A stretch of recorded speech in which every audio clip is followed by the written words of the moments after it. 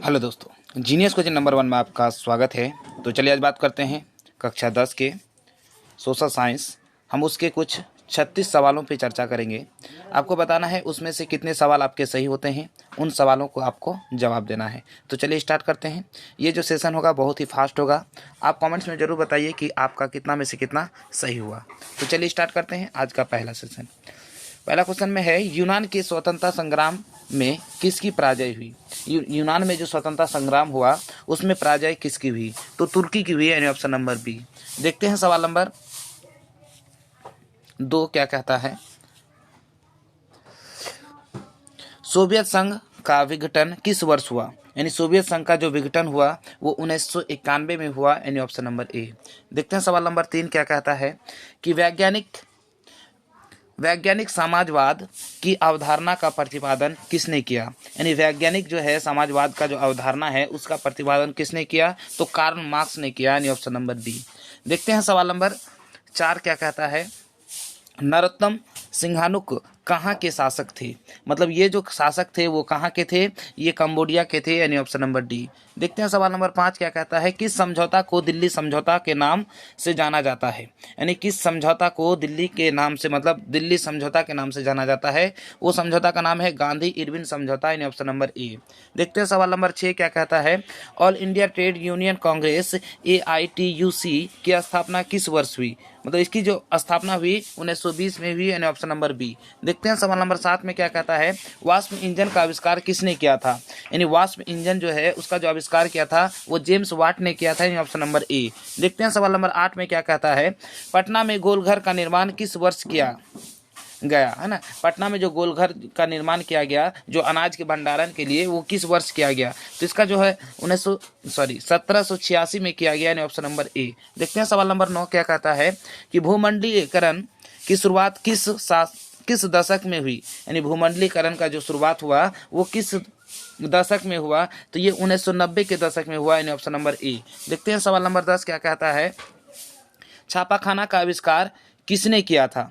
छापाखाना का जो आविष्कार किया था किसने किया था। गुटेनबर्ग ने किया था, यानी ऑप्शन नंबर ए। देखते हैं सवाल नंबर 11 क्या कहता है कि सौर ऊर्जा निम्नलिखित में कौन सा संसाधन है। यानी सौर ऊर्जा जो है निम्नलिखित में कौन सा संसाधन है। तो ये हो जाएगा क्या, पुनर्योग्य। अगर आपका नवीकरणीय और नवीकरणीय दिया रहे तो आपका क्या हो जाएगा, यहाँ पे क्या हो जाएगा, नवीकरणीय हो जाएगा। यहाँ क्या है, पुनर्पूर्ति योग्य। मतलब सौर ऊर्जा का क्या कर सकते हैं, बार बार उसका उपयोग कर सकते हैं, इसलिए ऑप्शन नंबर क्या हो जाएगा, बी। देखते हैं सवाल नंबर 12 क्या कहता है कि मानस तथा काजीरंगा अभयारण्य किस राज्य में स्थित है। यानी ये जो नाम है आपका, क्या मानस तथा काजीरंगा, ये किस राज्य में उपस्थित है। तो ये जो है आसाम में है, यानी ऑप्शन नंबर ए। चलिए देखते हैं सवाल नंबर 13 क्या कहता है। 13 में कहता है कि निम्न में से कौन सा उपभोक्ता उद्योग है। मतलब निम्न में से कौन सा उपभोक्ता उद्योग है। तो इसका हो जाएगा सीमेंट उद्योग, यानी ऑप्शन नंबर बी। देखते हैं सवाल नंबर 14 क्या कहता है। कौन सा ऊर्जा स्रोत अनवीकरणीय है। कौन सा जो ऊर्जा स्रोत है वो क्या है, अनवीकरणीय है। तो इसका हो जाएगा क्या, कोयला। ये क्या है, एक बार प्रयोग करने पर वो क्या हो जाता है, समाप्त होता है। देखिए समझिए, वह ऊर्जा स्रोत जो बार बार उपयोग करने पर समाप्त नहीं होता है उसे नवीकरणीय ऊर्जा स्रोत कहते हैं। और वह ऊर्जा स्रोत जो एक बार उपयोग करने पर समाप्त हो जाता है वो क्या कहते हैं, अनवीकरणीय। तो यहाँ पे देखिए कोयला जो है एक बार उपयोग करने के बाद समाप्त हो जाएगा, इसलिए क्या हो जाएगा, अनवीकरणीय। देखते हैं 15 में क्या करता है, मतलब कहता है सरसों किस प्रकार की फसल है। सरसों जो है वो किस प्रकार की फसल है। तो ये हमारा तिलहन है, यानी सरसों से हमें तेल प्राप्त करते हैं, ऑप्शन नंबर बी। देखते हैं सवाल नंबर 16 क्या कहता है। भारत में बागानी कृषि की शुरुआत हुई थी। यानी भारत में जो बागानी कृषि की शुरुआत हुई थी सबसे पहले कब हुई थी, 1880 में, ऑप्शन नंबर डी। देखते हैं सवाल नंबर 17 में क्या कहता है। बोकारो लौह इस्पात संयंत्र की स्थापना किस देश की सहायता से की गई थी। यानी बोकारो में जो लौह इस्पात की संयंत्र की जो स्थापना किया गया उस किस देश की सहायता से किया गया। ये सोवियत संघ की सहायता से किया, यानी ऑप्शन नंबर बी। देखते हैं सवाल नंबर 18 में क्या कहता है। देश की कुल सड़कों में किस सड़क का प्रतिशत सबसे ज़्यादा है। मतलब देश में जो सबसे ज़्यादा सड़क है, सबसे ज़्यादा किस सड़क का प्रतिशत ज़्यादा है। देखिए हमारा देश जो है ग्रामीणों का देश है, ज़्यादातर यहाँ देहात में है। तो आप ऑब्वियसली बता सकते हैं ये क्या ग्राम का क्षेत्र है, तो ग्रामीण सड़क होगा, यानी ऑप्शन नंबर डी हो जाएगा। क्या हो जाएगा, ऑप्शन नंबर डी। 19 में देखते हैं कंवर झील स्थित है, कंवर झील जो स्थित है वो कहाँ पे है, बेगूसराय पे है, ऑप्शन नंबर सी। देखते हैं सवाल नंबर 20 क्या कहता है। 2011 की जनगणना के अनुसार बिहार के प्रति वर्ग किलोमीटर कितने व्यक्ति रहते हैं, मतलब 11 के अनुसार जो है बिहार में कितने व्यक्ति रहते हैं। तो इसका जो राइट आंसर हो जाएगा क्या है, 1102 व्यक्ति प्रति वर्ग किलोमीटर रहते हैं। तो इसका ऑप्शन हो जाएगा ए। क्या हो जाएगा, ए। देखते हैं सवाल नंबर 21 क्या कहता है। जाति पर आधारित विभाजन कहाँ है, जाति पर जो आधारित है वो विभाजन कहाँ है। ए ठीक है, 21 में है, यानी 21 का आपका क्या हो जाएगा, ये भारत में है। कहाँ पे, भारत में, क्योंकि यहाँ पे देखिए जाति के आधार पर ही क्या हो जाएगा, विभाजन हुआ था भारत और पाकिस्तान का, है ना। अब देखते हैं सवाल नंबर 22 में क्या कहता है। संघ सरकार का उदाहरण है, यानी संघ सरकार का इनमें से कौन सा उदाहरण है। तो संघ सरकार का जो उदाहरण है वो ऑप्शन नंबर क्या हो जाएगा, बी हो जाएगा, नहीं ब्रिटेन है। क्या है, ब्रिटेन है। ठीक, अब देखते हैं सवाल नंबर 23 क्या कहता है। ठीक, समवर्ती सूची में रखा जाता है, समवर्ती सूची में किसे रखा जाता है।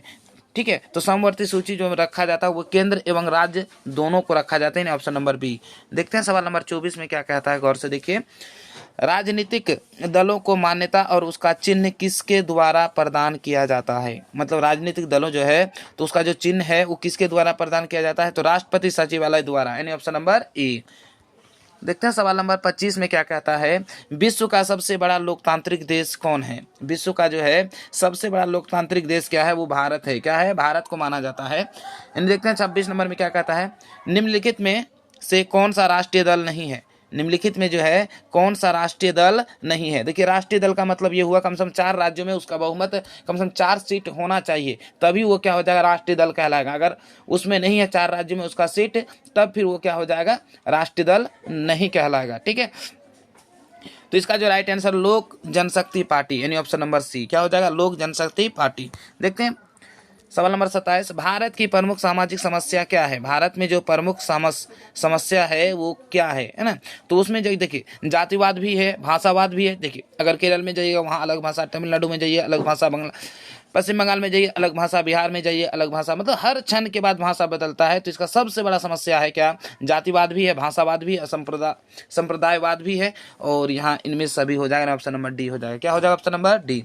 देखते हैं सवाल नंबर 28 में क्या कहता है, गौर से देखिए। सेवा का अधिकार, right to service act Bihar में कब लागू हुआ, यानी सेवा का जो अधिकार हुआ है ना, लागू हुआ, वो कब हुआ, वो जो लागू हुआ 15 अगस्त 2011 को हुआ, यानी ऑप्शन नंबर सी। देखते हैं सवाल नंबर 29 में क्या कहता है कि लोकतंत्र के सामने सबसे बड़ी चुनौती है, लोकतंत्र के जो सामने है सबसे बड़ी चुनौती क्या है, लोकतंत्र को सशक्त बनाना है, ऑप्शन नंबर सी। देखते हैं सवाल नंबर 30 में क्या कहता है।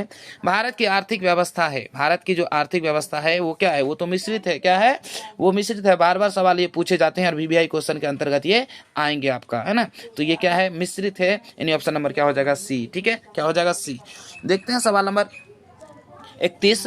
नीति यानी योजना आयोग का अध्यक्ष कौन होता है, यानी नीति जो है योजना आयोग होते हैं उसके अध्यक्ष कौन होते हैं। तो इसका अध्यक्ष जो होते हैं प्रधानमंत्री होते हैं, ऑप्शन नंबर सी। चलिए देखते हैं सवाल नंबर 32 में क्या कहता है।